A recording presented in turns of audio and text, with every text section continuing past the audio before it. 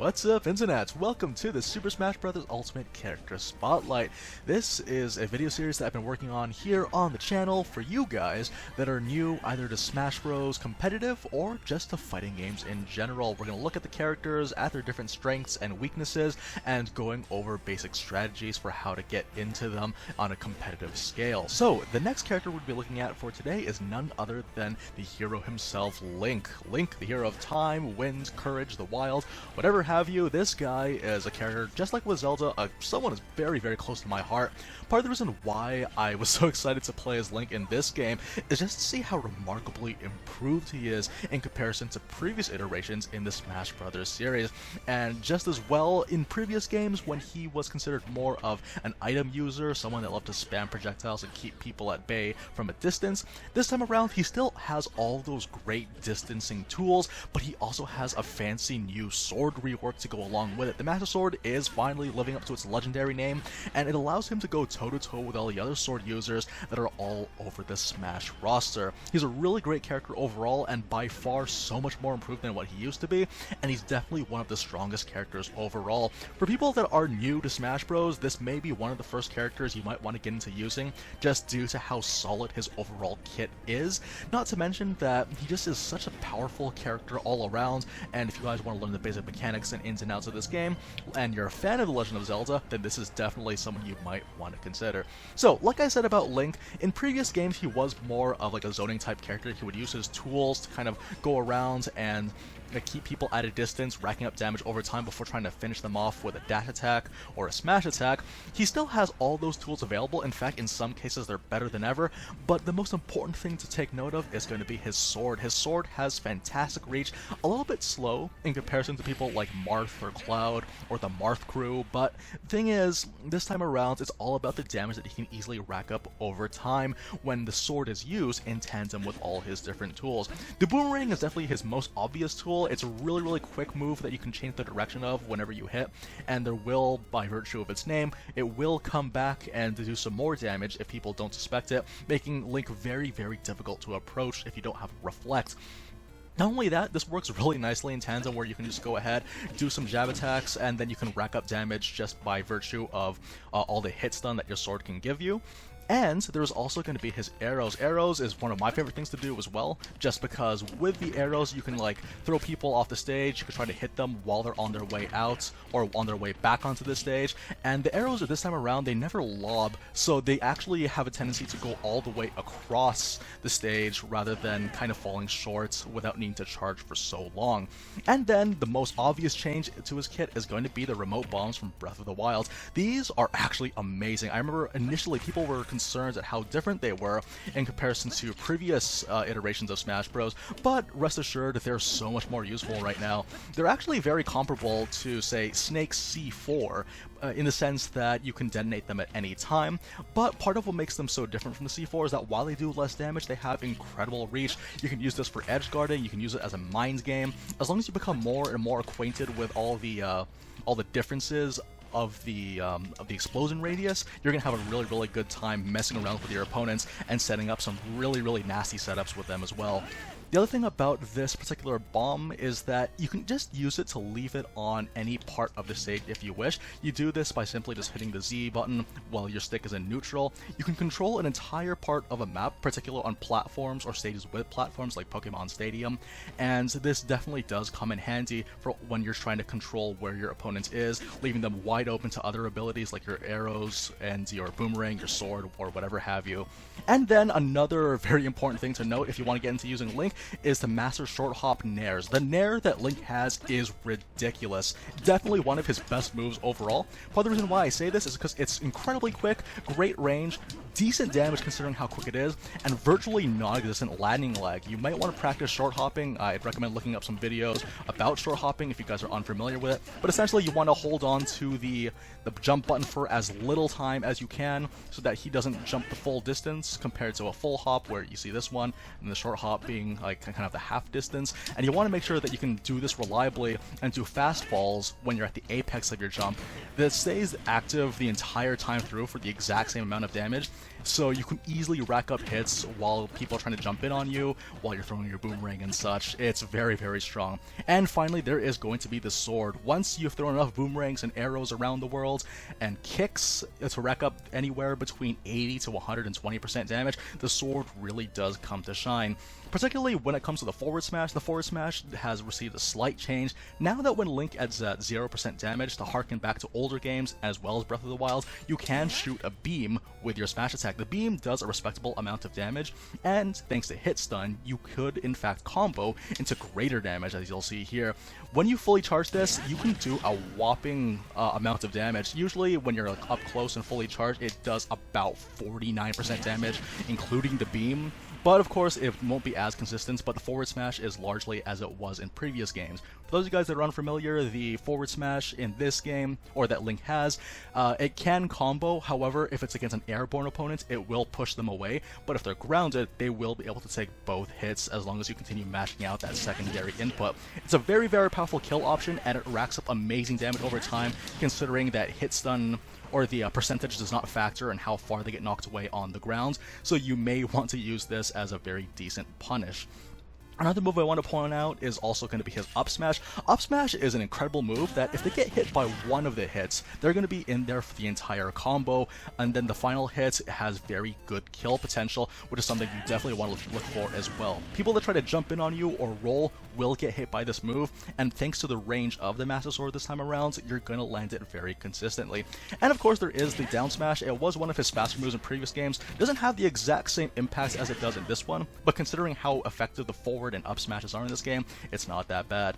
Another two more good moves to note before we just move on with this video is going to be his dash attack. His dash attack is a very, very slow move, but has amazing kill potential and even does more damage if you hit them at the tip. It's a very scary move, and people will know how good the kill potential is of this move. And if they see it coming, it is going to put a lot of fear in their hearts, and that's exactly what you want to do. You want to make sure that your opponent knows that you will be ready to do this at any time if they ever slip up. You can easily catch rolls, you can catch dashes with this. It's a very powerful kill move. And then finally, there is the signature spin attack. The spin attack is incredible. You're able to pretty much fire this off as a good out of shield option. When you use this as an out of shield option, it has decent kill potential at higher percents.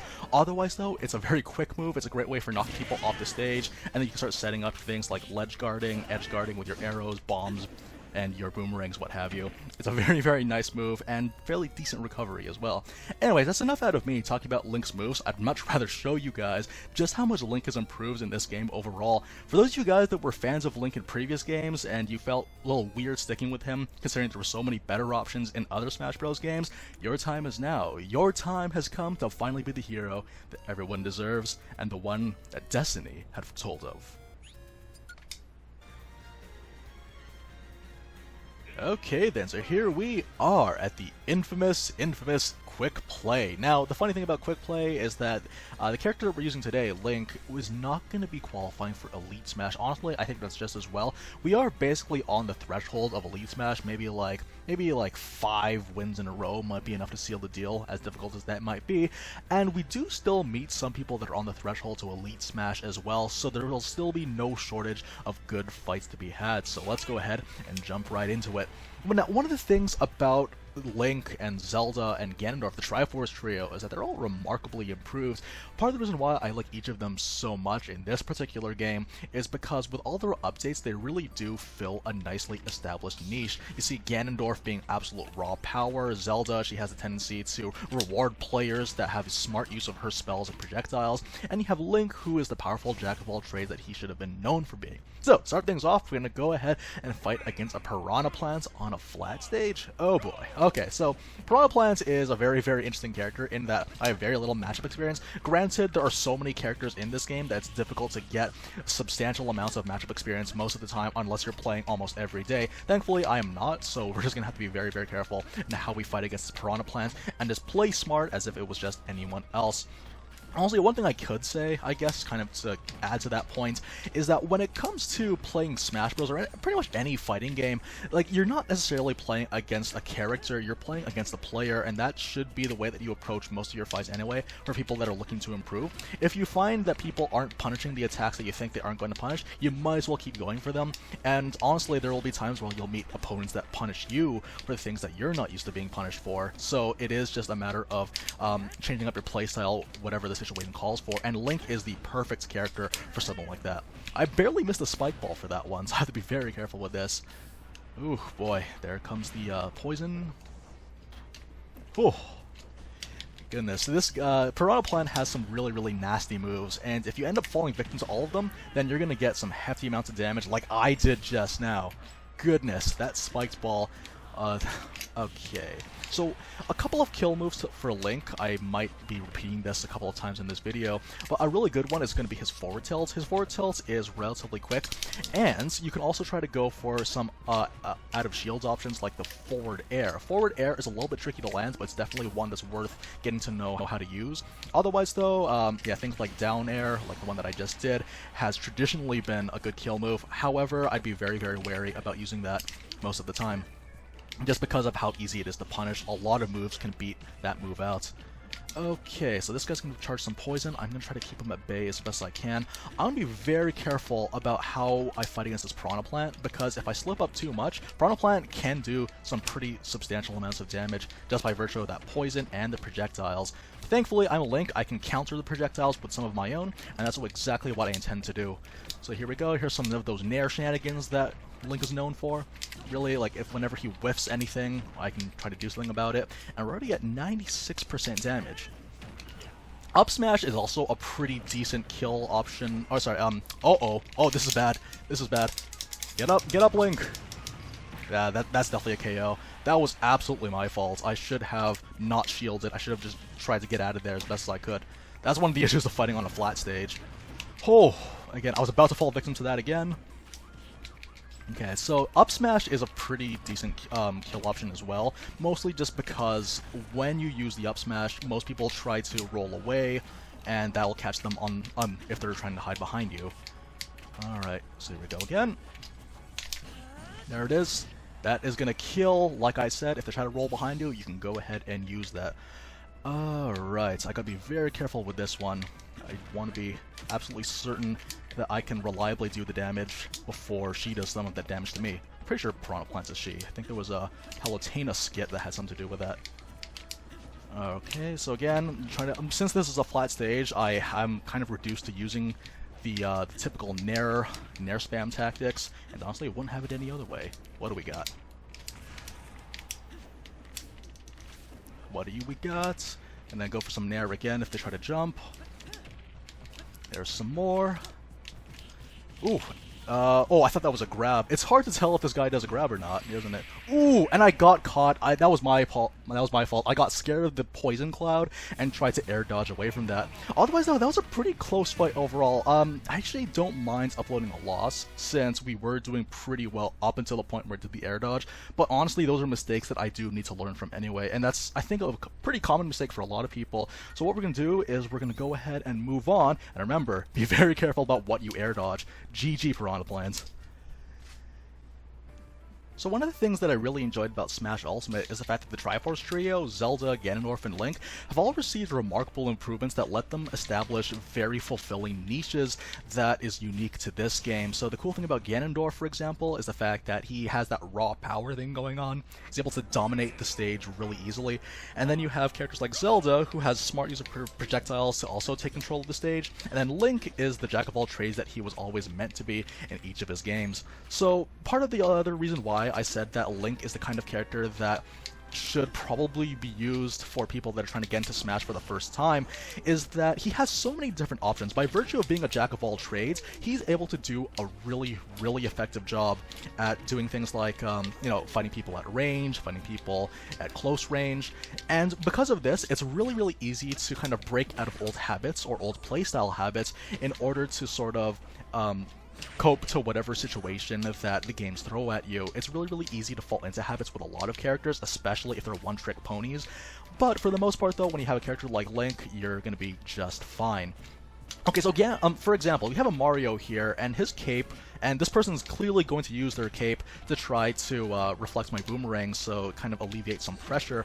I want to make sure that I'm either at a range where I can constantly punish any attempts to have the cape thrown out, or for people, or if I'm close by, he'll have less of an incentive to use the cape, simply because I'm there and I can easily punish any attempts, or he won't be able to react in time if I try to do the boomerang at close range. So here we go.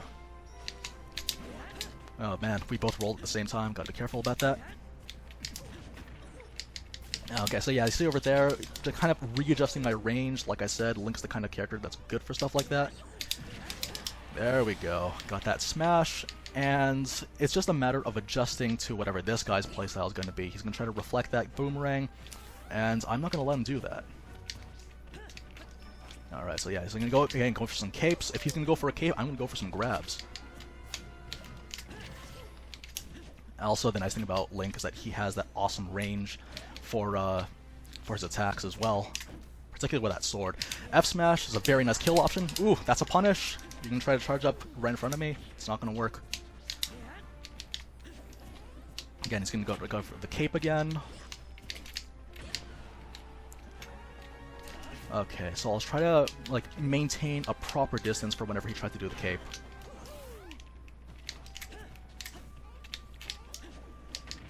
Go. Okay, so let's see if we can bait out that cape again. Nope, he's just gonna stand there. Gonna pursue him with my sword, using impressive range. Alright, we have a pretty decent lead right now, and I think we can start going for some Nair shenanigans, so that's gonna be cool. Oh yes, also the distance that we're at allows us to do some sword beams as well.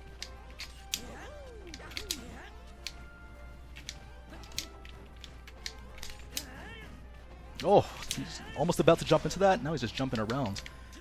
That's why they call him Jumpman.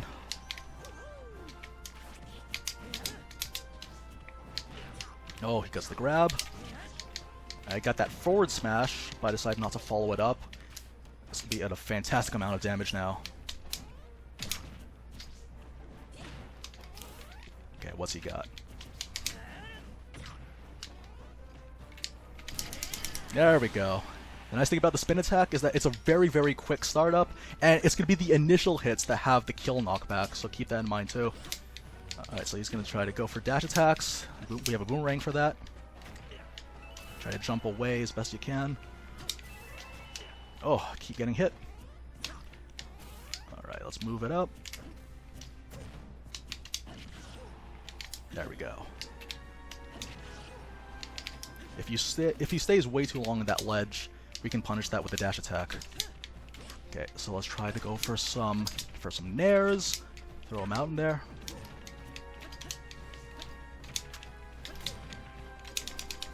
No, not quite. Just a little bit out of range. Okay, so he can try to recover. 2 hits. 2 hits. Remember, they have to be very close by in order for that double hit to work. Okay. I see him trying to go for dash attacks as an approach very, very often. I should probably block and punish those. Or we can just hold on to the ledge. He couldn't be reversed that one. Otherwise, though, like, yeah, that's what I said about Link, though. He's the kind of character that, because of so many options available to him, as long as you change up your options, you're going to do a very, very good job when it comes to adjusting, and that's part of what makes Link such a strong character. Anyways, GG to Mario, and just like that, we're going to go ahead and move on to the next fight. See you guys there. A lot of you guys probably don't remember this, but Link was actually one of the very first characters I ever used in Smash Bros. Whether it was me growing up playing Melee and using this guy a lot because I loved his diverse moveset, and being a huge fan of Legend of Zelda, but also because of how in Smash 4, when For Glory came out, he was basically my go-to guy. Thankfully, with all the quality of life updates across the board, he's a lot more usable this time around, and honestly, I really, really enjoy him.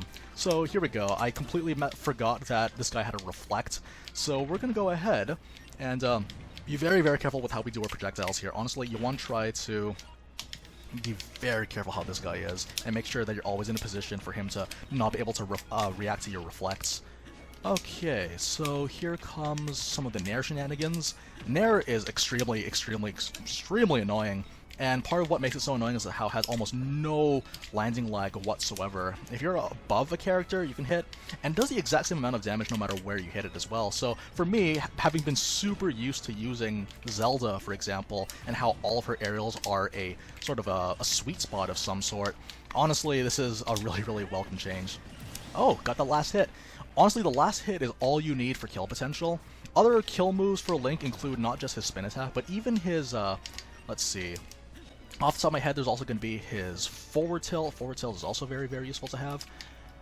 I forgot that I can't even do that. Ooh, gotta be careful. Yeah, forward tilt, spin attack. Down air is also pretty good too, but be very careful about spamming it because like a lot of moves can actually beat it out, so that's something I want to be careful about as well. There we go again. Always be in a position where, like, yeah, against someone with a reflect, never be full screen. That way they have to predict that you're going to go for a projectile. Thankfully, we have more tools at our disposal, so we don't have to rely on our projectiles 100% in comparison to Zelda, where you have to rely on your spells most of the time, and then the occasional lightning kick in that case. Well, let's talk about Link for some more. Oh, also, of course, there's going to be the dash attack. Dash attack is an insanely scary kill move. Ooh, and he got the KO on that. I didn't even realize it had KO potential. Good job on you, Ronan. Okay, so I think there we go. There's gonna be it's a good out of shields option for the most part. And trying to go for an up smash, that's not gonna be enough to kill. Ooh, that bomb. It's a really scary bomb. Anyways, yeah, for when it comes to using Link's jab combo, honestly, just use it mostly as a punish. Oh, he didn't outshield. There we go. Catch that falling bomb. I guess I'm assuming that's his nair. I actually haven't used Game & Watch at all for this particular game. Here comes the boomerang. Yes. Thankfully, throwing out a boomerang preemptively will let you kind of escape some combos, although it's not the most reliable thing, but since you're kind of trying to be in a position to throw a boomerang as often as you can, might as well go for it. Now, the other thing about Nair, like, it is honestly one of the most annoying things, especially if you have to fight against it, but to be honest, like I said in the previous Zelda video, if there's a tactic that is considered unsound, such as spamming the same move over and over again, but then it works, honestly, just go for it. Just keep on going for it, because if your opponent has proven that they are incapable of punishing it, then you may as well go for it. This guy's gonna take out the bucket. Oh boy, this is I forgot you have to do it automatically too. So yes, like for example, spamming nairs for like here, there's very little that most people can do to punish it, unless you're doing it too predictably. But even if I'm doing it super predictably like I'm doing it right now, and my opponent has proven that they're completely incapable of doing anything to punish it, oh, I tried to out of shield that one, then yeah, just by all means do it, because that's going to be the thing that helps you win that match. Ooh, I tried to go for that down air. I have to be careful about grabbing that ledge. And here we go. Ooh, dash attack. And trying to go for that kill again with it up B, just shy. Sometimes I miss the hook shot, but at the same time, I'm kind of glad that it's no longer his dash attack. There we go, here comes that beam. There it is. Oh man, that beam is also really nice. It's similar to Cloud's blade beam in the sense that it makes people afraid of getting up, but dissimilar in the sense that it doesn't hit people while they're on the ledge. Honestly, Link is a character that I have a lot of fun with, and honestly, the cool thing about this is that it goes to show how much effort they've put in overhauling all the different characters of Smash Ultimate. Honestly, part of the reason why I enjoy Smash Ultimate so much so far is just because these are all characters that I'm very familiar with, and like I said, Zelda and Link are characters that are very close to my heart, and I really, really enjoy seeing all the changes made to them so that they can be part of the roster in a way that doesn't feel obligatory just because they're gaming icons, but actually because they have a place and a niche that they fill in as part of being part of a fighting game.